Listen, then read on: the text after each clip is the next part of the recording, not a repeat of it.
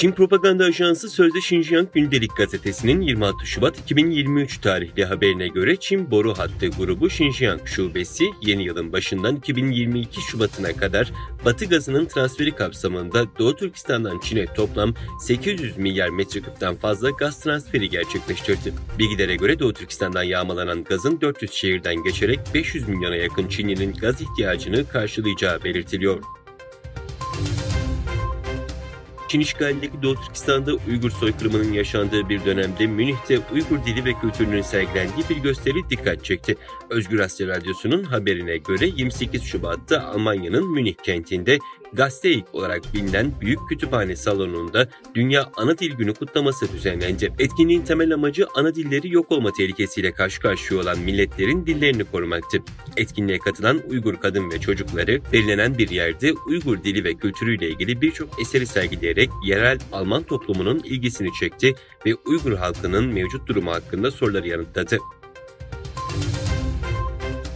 Japon basında çıkan haberlere göre Japonya ve Yeni Zelanda Dışişleri Bakanları 27 Şubat'ta istihbarat paylaşım anlaşması konulu müzakereleri hızlandırma konusunda anlaştılar.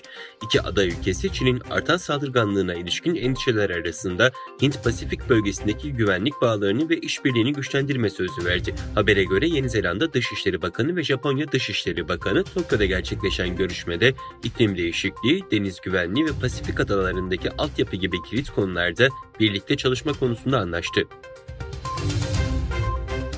ABD Temsilciler Meclisi'nde yaklaşık 3 saat süren Çin'in ekonomik, askeri, dijital ve ideolojik tehditlerinin ele alındığı özel bir oturumda bu ülkenin ulusal güvenliği tehdit eden faaliyetlerine karşı acil harekete geçilmesi çağrısı yapıldı.